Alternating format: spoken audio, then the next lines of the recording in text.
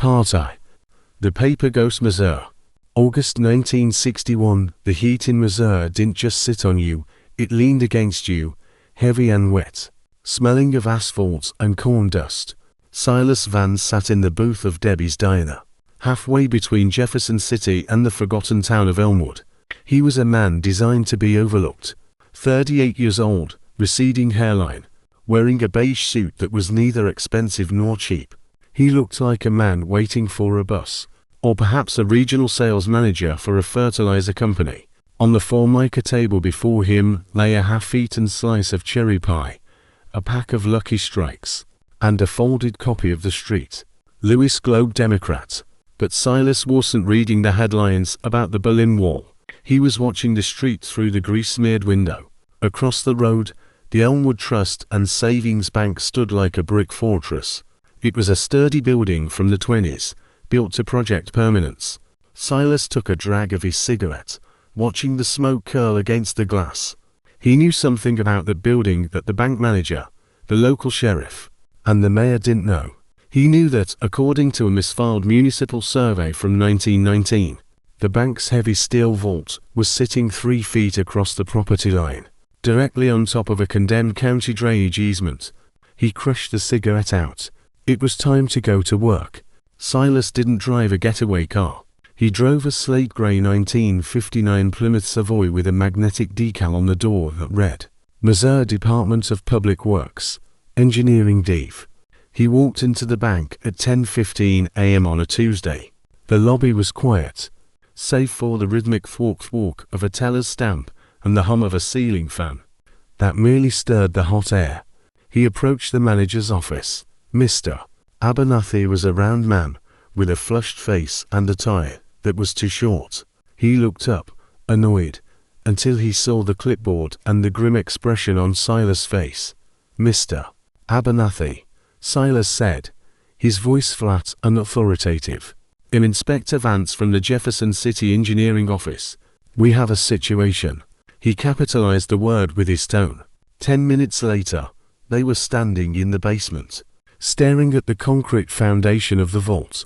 Silas held a flashlight in one hand and a terrifyingly official-looking blueprint in the other. The blueprint was a masterpiece of forgery, aged with tea and dried in an oven to mimic decades of storage. You see this hairline fracture? Silas pointed to a natural settling crack in the concrete. That's not settling, sir. That is shear stress. The old culvert beneath this building has collapsed, according to Statute 44B of the State Civil Code. This structure is currently designated as Category 1, imminent catastrophic failure. Abernathy wiped sweat from his forehead with a handkerchief. Catastrophic? You mean it could fall? I mean, Mr. Abernathy, that if a heavy truck drives past on Route 50, your vault and the $3 million in assets inside it could drop 15 feet into a sinkhole of mud and sewage. I am here to issue a condemnation order. Silas handed him the paper. It was stamped, signed, and carbon copied. It looked more real than the money in the teller's drawers. We need to evacuate the premises, Silas continued, checking his watch. My crew's already en route to shore up the foundation, but the weight load must be removed immediately. The vault contents need to be transferred to a secure, bonded off-site facility until the structural integrity is restored. But the protocols, Abernathy stammered. I need to call the regional office in Kansas City. You can do that, Silas said calmly, but the telephone lines run through the same conduit that is currently collapsing. And if you wait for Kansas City to send a team, and this floor gives way, the liability falls on you personally, Mr. Abernathy. Gross negligence. Silas let the silence hang. He knew the psychology of the mid-level bureaucrat. They didn't fear robbers, they feared lawsuits. They feared being the man who did nothing when the expert told them to act. I have a provisional transport authorization here, Silas said, offering a lifeline. My department has a contract with Mid-State Armored. They are outside right now to assist with the emergency evacuation. Abernathy looked at the crack in the wall. He looked at the official stamp. He looked at Silas, who seemed bored. Just a man doing his job. Okay, Abernathy breathed. Okay. Let's get them out. The robbery took place over the next 3 hours in plain sight. Sheriff Miller actually helped direct traffic around the bank, setting up orange cones to allow the Department of Works truck to back up to the side entrance. The truck was a ray-painted moving van, driven by a man named Cal, a heavy-set mechanic Silas had hired for $200, and a lie about moving confidential records. Silas stood on the sidewalk with a clipboard, ticking off boxes. He wore a hard hat now. Careful with those crates, he shouted at the bank tellers who were helping load the heavy metal safe deposit boxes onto the truck. That's people's livelihoods in there. It was a beautiful scene. The police were protecting the thief. The bank staff was loading the getaway car. The manager was thanking Silas for his quick response time. By 2 p.m., the vault was empty. The sinkhole threat was contained. We'll take these to the Federal Reserve Depot in St. Louis for temporary holding, Silas told Abernathy, handing him a carbon copy of a receipt. You can call them in the morning to arrange the return once the foundation is poured. Thank you, Inspector, Abernathy said, shaking Silas' hand. The manager looked relieved. He felt he had saved the bank from a disaster. Just doing my job, sir, Silas said. He climbed into the passenger seat of the truck. Cal ground the gears, and the vehicle lurched forward, merging onto the dusty asphalt of Route 50. They drove for 40 miles in silence. The radio played a scratchy tune by Roy Orbison. They turned off the highway onto a dirt road near a derelict farm in Cole County. The corn grew high here, creating a green wall that hid the world. Inside the barn, Silas worked methodically. He didn't rush. He used a pry bar to pop the locks of the safe deposit boxes. He wasn't interested in deeds, love letters, or savings bonds. Those were traceable. He took only cash, gold coins, and loose jewelry. He sorted the loot into canvas duffel bags. What is all this stuff? Cal asked, looking at the piles of paper Silas was tossing into a metal drum. Trash, Silas said. He poured lighter fluid into the drum and struck a match. The fire roared up, consuming the fake blueprints, the forged Department of Works ID badges, and the receipts signed by Mr. Abernathy. Silas handed Cal an envelope with an extra $500. You drive the truck to the scrapyard in Sedalia. Leave it. Don't wipe it down. Don't do anything suspicious. Just walk away. You sure about this, boss? I'm an act of God, Cal, Silas said, adjusting his glasses. Nobody sues the weather. 3 days later, Silas sat in a motel room in Tulsa, Oklahoma. The air conditioner rattled in the window, fighting a losing battle against the heat. He unfolded the newspaper. The story was buried on page 4. Bank confusion in Elmwood.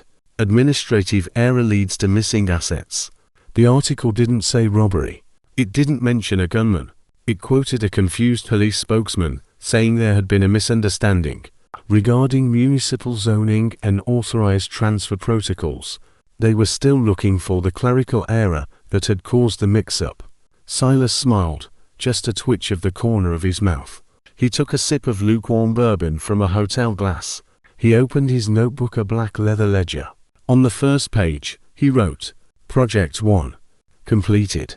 Net yield, $64,000. Expenses, $850. Status, unattributed. He turned the page. They wouldn't figure it out for weeks. By the time the FBI realized there was no Inspector Vance and no sinkhole, the trail would be cold. The system was too slow, too trusting of paper. They believed in the stamp more than they believed in their own eyes. Silas closed the book. He needed a new suit. And he needed to find a telephone technician in Arkansas. Part E. Static on the line, Arkansas. July 1964. The humidity in the Arkansas Delta was a physical weight. It sat heavy on the pine forests and the endless stretches of cotton fields along Highway 65. 5 miles outside the town of Dumas, a telephone pole stood slightly askew, covered in kudzu vines. At the top of the pole, a man named Ray leaned back in his lineman's belt, sweat dripping from his nose. Ray was a nervous man, a former switchboard operator for a motel who had been fired for drinking on the job. Now, he was sweating through his shirt, staring at a nest of copper wires. Down below, parked in the shade of a weeping willow, sat a black Ford Galaxy 500. The engine was off. The windows were down. Silas Van sat in the driver's seat. He was 3 years older than he was in Missouri, a little grey at the temples, wearing a short-sleeved white shirt and a thin black tie. He held a receiver connected to a long, black cable that snaked out the window and up the pole to where Ray was working. Clipped in, Ray's voice came down, shaky. Pair 14 and 15. That's the direct trunk line to the First National Branch. Is the bypass active? Silas asked. He checked his watch. 1:58 p.m. Yeah. If anyone picks up a phone in that bank, they aren't getting the operator. They're getting you. Good. Come down. And be quiet. The plan relied on the rhythmic predictability of banking. Every Friday at 2 p.m., the branch manager, Mr. Wallace, called the regional clearinghouse in Little Rock to verify the weekly cash liquidity levels and authorized the weekend vault limit. It was a ritual, and rituals were Silas' favorite weapon. Inside the car, Silas cleared his throat. He took a sip of lukewarm water. He had spent 2 weeks listening to recordings of the regional vice president, a man named Mr. Henderson. He had the cadence down, the slight nasal drawl, the way he paused before saying numbers. Click. The receiver in Silas' hand buzzed. A red light on his homemade switchboard blinked. Little Rock Clearing. Henderson speaking, Silas said. His voice was deeper, authoritative. Bored. Mr. Henderson. This is Wallace in Dumas. The voice on the other end crackled. The connection was clear, devoid of the usual hiss of long-distance lines, because the call was only traveling 20 feet. Vertical. Afternoon, Wallace. You're running late. I've got the ledger open. Sorry, sir. The heat's got everyone moving slow today. Ready for the verification. Go ahead. Silas listened as the manager recited a string of numbers. He wrote nothing down. It didn't matter. Everything looks in order, Wallace. Silas interrupted. Listen, we have a situation with the armored transport schedule. The regular truck is down with a blown radiator outside Pine Bluff. We're rerouting a priority courier to you.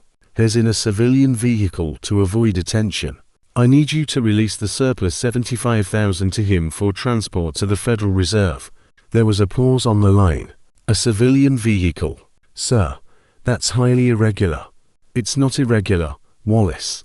It's a contingency. Section 4, Paragraph 2 of the manual. Do you want the cash sitting in your vault over the weekend with the carnival in town? You know the robbery risk. Silas let the fear do the work. The carnival was a nice touch, a real event happening in the next county. Well, no, sir. But, in giving you the authorization code now, Silas cut in, his voice hardening.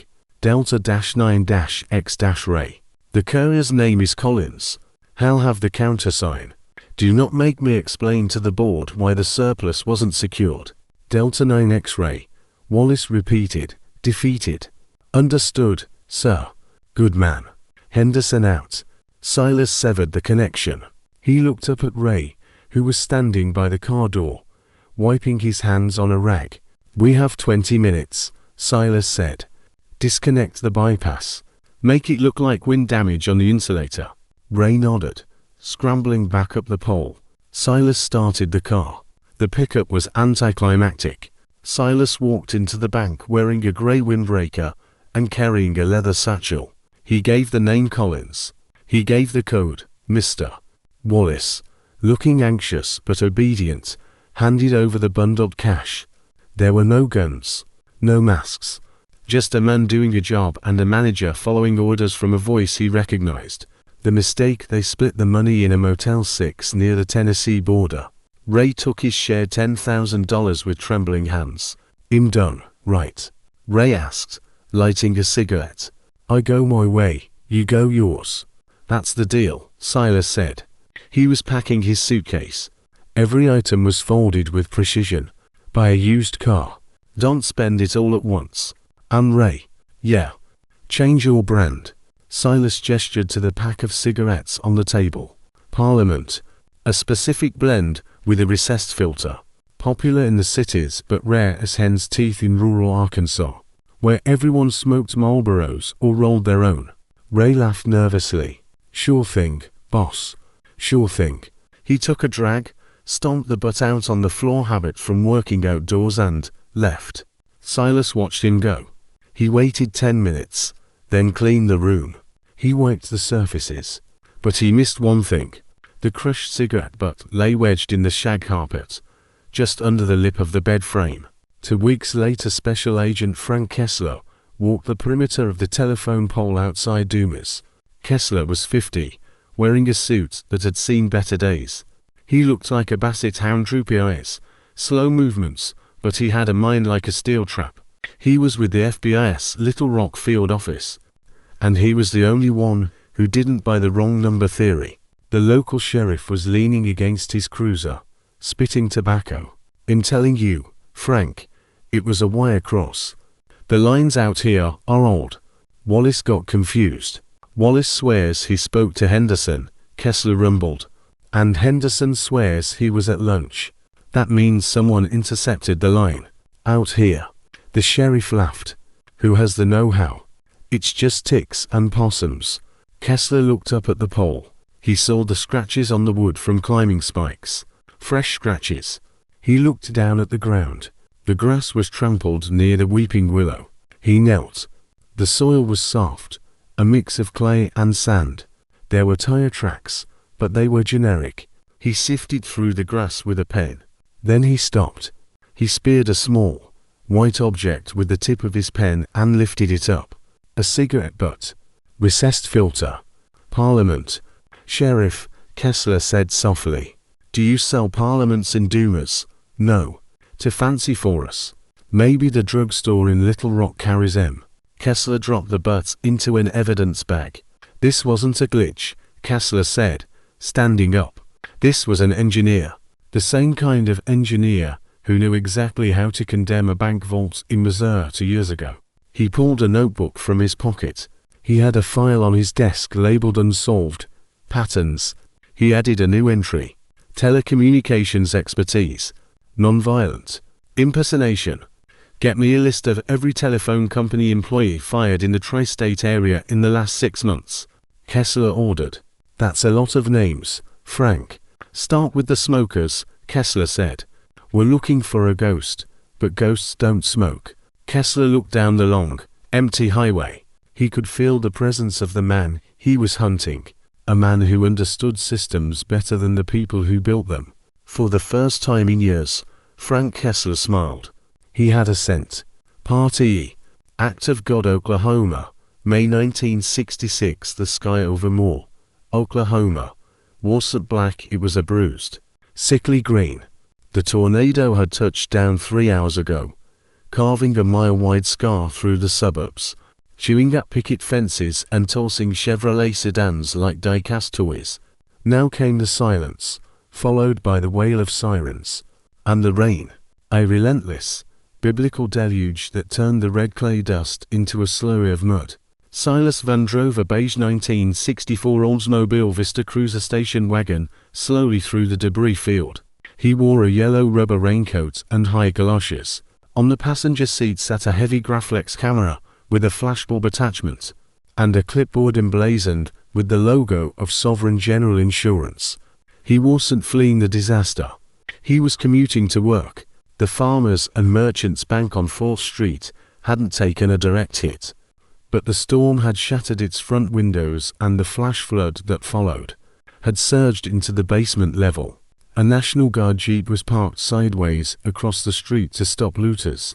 A young corporal, drenched and shivering, held a rifle. Silas rolled down his window. Insurance adjustments, he shouted over the rain, flashing a laminated ID card. I'm here for the preliminary assessment on the bank. Structural liability. The corporal didn't even look at the ID. He just saw a man in a tie and a raincoat who looked like he belonged there. He waved the station wagon through. Inside, the bank was a scene of wet chaos. Mud coated the marble floors. Papers were plastered to the walls.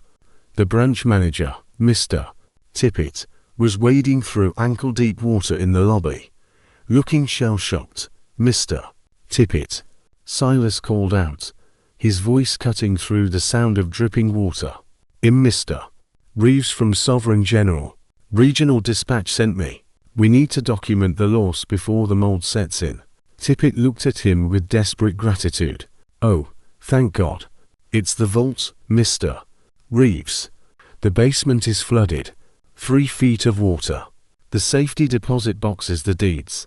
The bonds calm down," Silas said, stepping out of the rain and shaking off his umbrella. He projected an air of clinical detachment. "Water damage is covered under Clause 12A, provided we catalogue it within 24 hours. Take me down." The basement smelled of wet drywall and sewage. The emergency lights cast long, flickering shadows. The water had receded slightly, leaving a high water mark of grime on the steel face of the vault. "I can't open it," Tippett said, his hands shaking. "The timer mechanism might be shorted." "Let me take a look," Silas said. He pulled a tall roll from his satchel. "I'm certified for mechanical overrides in disaster scenarios. We have to verify the contents. If the paper inside is wet, it turns to pulp in 48 hours. Then you have zero proof of value." He worked on the lock.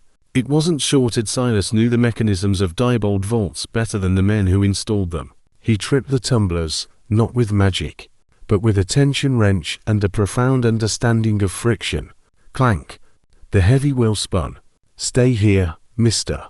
Tippett," Silas ordered, holding up a hand. "I need to go in first with the camera. Flashbulb risk. If there's gas leaking from a broken pipe, I don't want you in the blast zone." "Liability protocol." Tippett nodded, terrified, retreating up the stairs to the dry landing. Silas stepped into the vault. It was humid, but the water was only inches deep here. He moved with a frantic efficiency that belied his calm exterior. He wasn't looking for paper. He was looking for the metal boxes that sat lower on the racks, the ones most likely to be claimed by the flood. He pried open box 104, jewelry. He dumped it into a waterproof bag inside his coat. He pried open box 112, cash, soaked at the edges, but spendable, into the bag. Then came the genius of the crime. He took a stack of worthless papers from his own briefcase, old newspapers, phone books cut to size, and shoved them into the open, empty boxes. He soaked them in the muddy water on the floor until they were unrecognizable mush. Click FZZT. The camera flash exploded, illuminating the vault. Silas took photo after photo of the ruined contents. "Total loss," he muttered to himself. "Act of God." He wasn't stealing the money, historically speaking. The tornado was eating it. He was just a digestive system. The crack in the lens. Silas emerged 30 minutes later, sweating under the rubber coat. "It's bad, Mr. Tippett," he said, shaking his head. "Lower tier is a total washout. Pulp. I've documented it. You'll get the full claim value, but the physical assets are gone." He walked out into the rain, the heavy bag of gold and wet cash weighing down his left side. His heart was hammering against his ribs, a flutter that hadn't been there in Missouri. He got into the Oldsmobile. His hands were trembling as he put the key in the ignition. He looked in the rearview mirror. For a second, he thought he saw a gray sedan parked down the block, watching him. Silas blinked, and the sedan was gone. Just a trick of the rain. Or was he losing his nerve? He popped to aspirin, dry swallowing them. He was 43 now. The dampness got into his bones. Memphis, FBI Field Office. Frank Kessler pinned a photograph to the carport. It was a black and white picture of a flooded bank vault in Oklahoma, faxed over by the local police who were investigating a looting complaint. "Tell me what you see, Frank," the assistant director asked, leaning against the doorframe. "I see a pattern," Kessler said, rubbing his eyes. "Missouri. Engineering structural failure. Arkansas. Telephone line failure. Oklahoma. Flood damage assessment. So, accidents happen." "No," Kessler pointed to the board. "In every case, The expert who showed up knew the internal codes. He knew the statutes. He knew the exact language to make the managers step aside. This isn't a thug, sir. This is a white-collar professional. An adjuster. An accountant. An engineer. Kessler picked up a file. We found the senior adjuster Reeves. The real one died in a car wreck in 1964.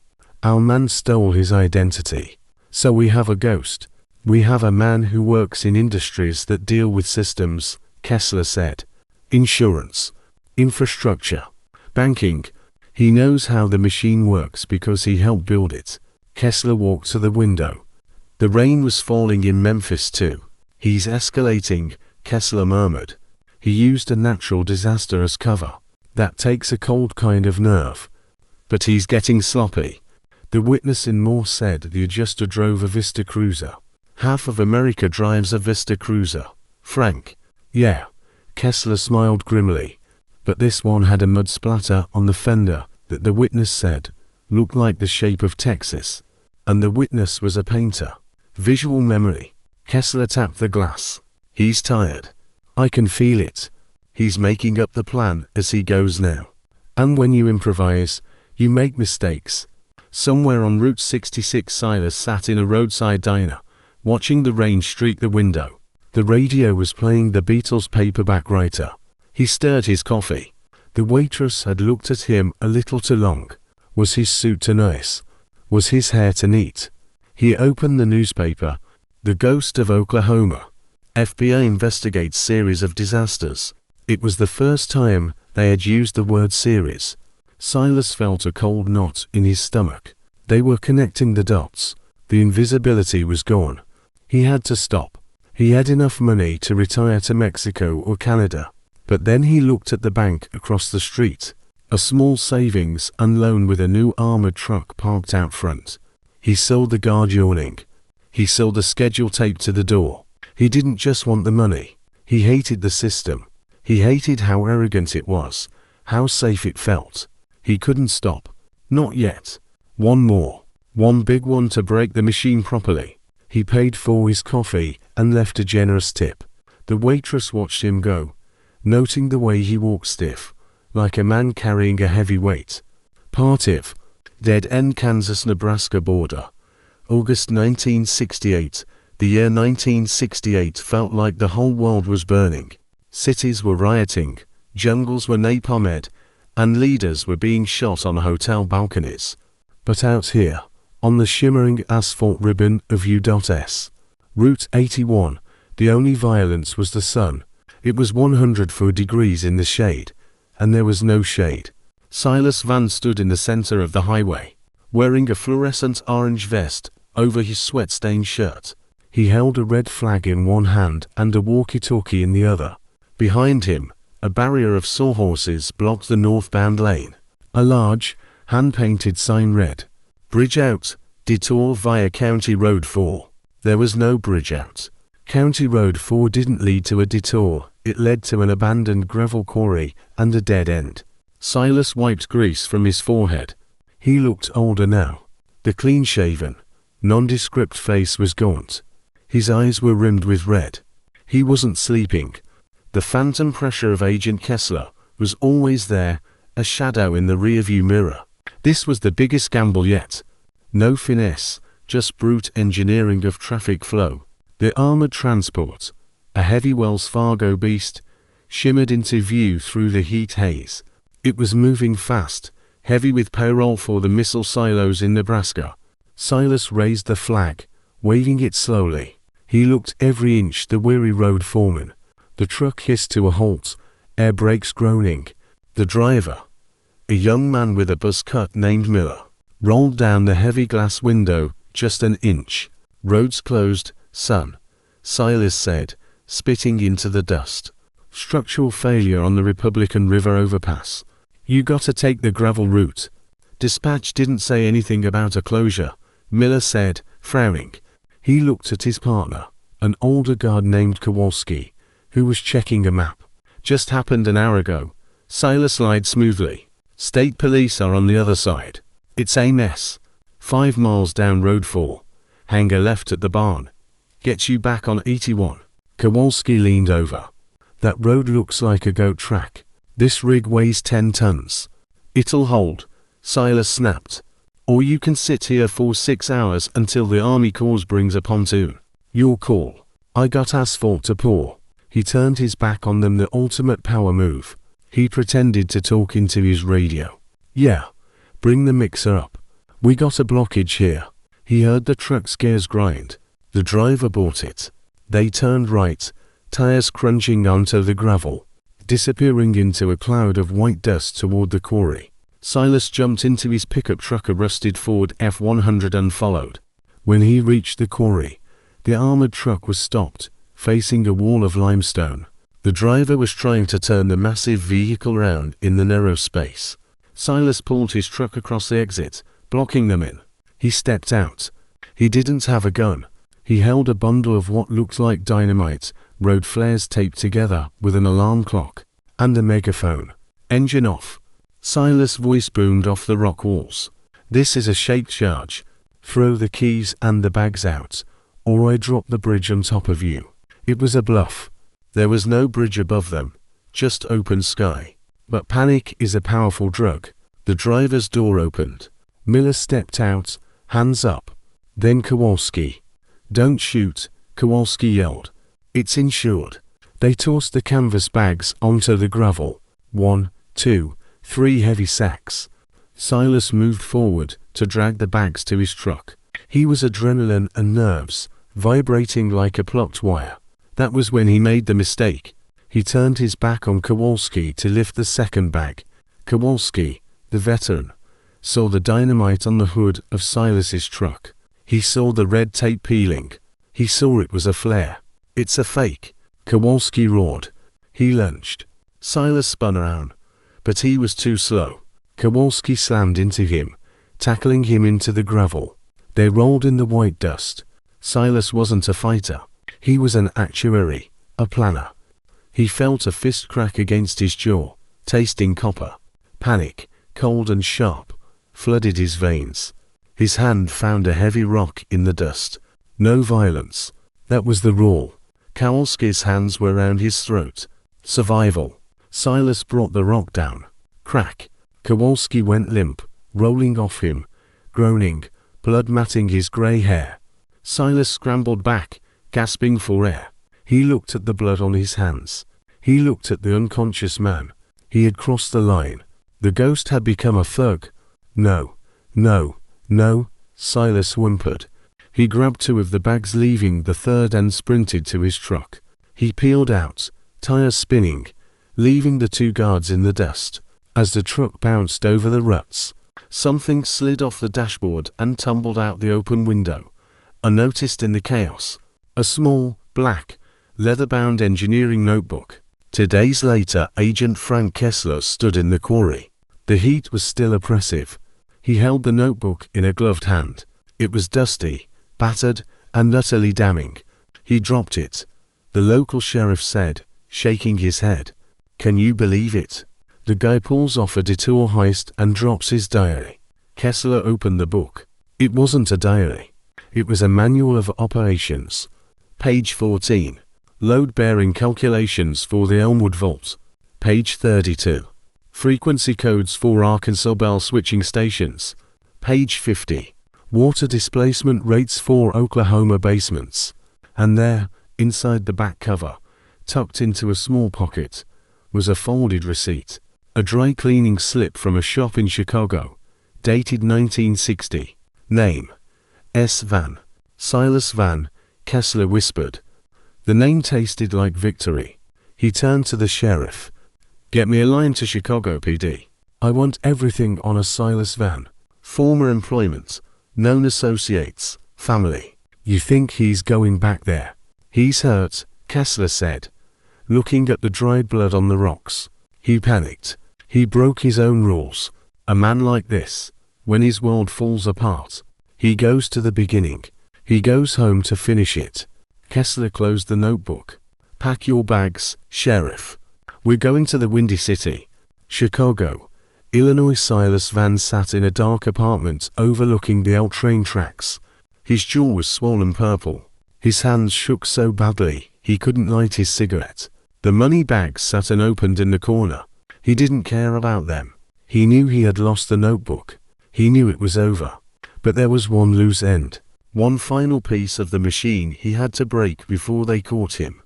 The bank where he had started his career. The bank that had fired him 10 years ago for redundancy just weeks before his pension vested. First Continental Trust. He stood up, wincing from the pain in his ribs. He walked to the mirror. The man staring back was a stranger. Wild eyes, bruised face. One last audit, he whispered to the reflection. Then we closed the books. Part V. The final audit. Chicago. January 1969. The wind off Lake Michigan didn't just blow, it cut.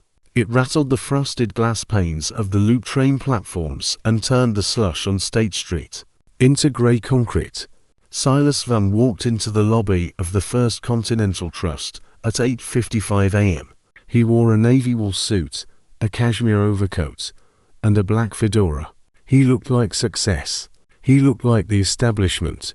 But underneath the coat, his shirt collar was frayed, and his shoes sturdy. Rubber-soled work boots polished to a high shine were not the footwear of a LaSalle Street banker. They were the shoes of a man who had spent months walking on gravel and red clay. He approached the reception desk. The lobby had changed since he worked here 10 years ago. There was less mahogany, more chrome. The air smelled of ozone and floor wax. Arthur P. Thorne, Silas said, sliding a business card across the marble counter.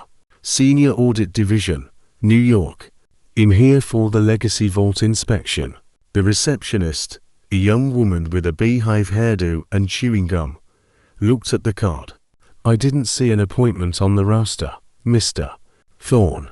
It's a spot audit, miss, Silas said, giving her a tight, condescending smile. If it were on the roster, it wouldn't be a test, would it? Is Mr. Gable in, Mr. Gable retired 2 years ago, Mr. Novak is the branch manager now. Silas didn't blink. Fine.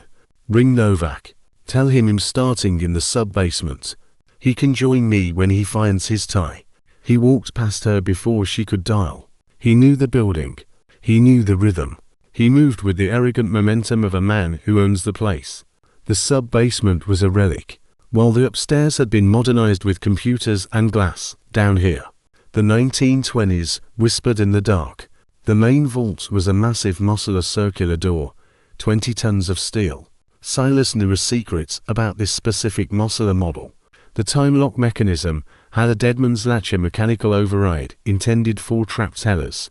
If you applied magnetic pressure to the solenoid while rotating the dial to 000, the tumblers would disengage for exactly 10 seconds. He didn't need explosives. He needed a heavy magnet and a stethoscope. He was alone in the corridor. The guard was upstairs, drinking coffee. Silas pressed the magnet against the steel casing. He spun the dial. Click, click, thud. The massive door groaned. It swung open an inch. Silas slipped inside. He wasn't here for the cash. He moved straight to the Barabon cages. This was his severance package. 500,000 in negotiable municipal bonds. He stuffed them into his briefcase. His hands weren't shaking anymore. He felt a strange, icy calm. He was doing what he was born to do, correcting the ledger. He turned to leave. And that's when the world changed. The glitch. He walked out of the vault, closing the heavy door behind him. He spun the wheel to relock it. Excuse me, sir? Silas turned. A young man was standing by the elevator. He wore a sharp, tailored suit and Italian loafers. He held a stack of computer punch cards. This was Mr. Novak, Mr. Thorne, is it? Novak asked, smiling. Reception called down. I didn't know New York was sending auditors. Routine check, Silas said, checking his watch. Everything is in order. I'll type up the report and have a carbon sent to your desk. Novak's smile faltered. A carbon copy, Silas said, impatient. We don't use carbons anymore, Mr. Thorne, Novak said, his eyes dropping to Silas' feet. He looked at the thick, rubber-soled boots. Then he looked at the briefcase. which was bulging slightly. We switched to Xerox last year, and New York doesn't do physical audits on Saturdays. Silas froze. It was Tuesday. It's Tuesday, Silas said. No, sir, Novak said softly, backing up toward the alarm button on the wall. Ideally, it's Monday. But yesterday was a holiday. Martin Luther King Day. The bank is technically closed for reconciliation today. The front door was unlocked for staff only. Silas had lost track of time. Living in motels. Driving back roads. The days had blurred. He had walked into a bank on a holiday closure, wearing the wrong shoes. Using words from a decade ago, he saw Novak's hand hover over the red button. Silas could have run. He could have hit him. But he was tired. He was so incredibly tired. Go ahead, son, Silas said, setting the briefcase down on the floor. Push it. Novak pressed the button. The alarm didn't scream, it just buzzed. A low, persistent drone. The arrest, it took 4 minutes for the police to arrive. Silas spent them sitting on a bench in the lobby, smoking a cigarette. When the doors opened, it wasn't the uniformed police who walked in first. It was a man in a rumpled raincoat with sad, basset hound eyes. Agent Frank Kessler walked up to the bench. He looked at the briefcase. He looked at Silas. Silas Van, Kessler said. It wasn't a question. Agent Kessler, Silas replied, exhaling smoke. You look exhausted. I've been chasing a ghost across 5 states, Kessler said, sitting down next to him. You made a mess in Nebraska, Silas. I know. Is the guard okay? He's got a concussion. He'll live. Kessler picked up the fedora from the bench and tapped it against his knee. Why this place? Why come back? Silas looked around the marble lobby. They fired me, Frank. 10 years ago. They said I was too traditional for the modern banking era. They said computers were the future. He laughed. A dry, brittle sound. I just wanted to show them that no matter how many machines they buy, the system is still broken. Because people build it. Kessler nodded slowly. The system caught you, Silas. A holiday. A pair of boots. A Xerox machine. The world moved on. You didn't. Kessler stood up and offered a hand. Not to shake, but to help him up. Come on. Let's go. Silas stood. He didn't look at the briefcase full of bonds. He adjusted his cuffs, straightened his tie, and walked out into the cold Chicago wind, the handcuffs clicking shut, with a sound like a vault door closing. Epilogue. The Correction Federal Penitentiary, Terre Haute, 1974. The prison library was quiet. Silas Van, inmate number 78,904, sat at a table, carefully repairing the binding of an old book. He looked older, frailer. The fire was gone from his eyes, replaced by a dull acceptance. A guard dropped a newspaper on his table. Thought you'd want to see this, Van. Silas looked at the headline. Banks implement new digital security protocols. The Van Standard. The article detailed how the banking industry, reeling from the dusty counties heists of the 60s, had completely overhauled their security. New encrypted phone lines, digital inventory tracking, mandatory background checks for contractors, redundant vault timers. Silas read it twice. He had set out to break the system, to expose its flaws, to mock its arrogance. Instead, he had perfected it. He was the stress test that made the machine stronger. Because of him, the loopholes were closed. Because of him, the system was now unassailable. Silas Van closed the newspaper. He looked out the barred window at the grey sky. He had won the battle of wits, but he had lost the war of philosophy. He hadn't destroyed the bureaucracy. He had become its most valuable consultant. He picked up his glue brush and went back to work. The end.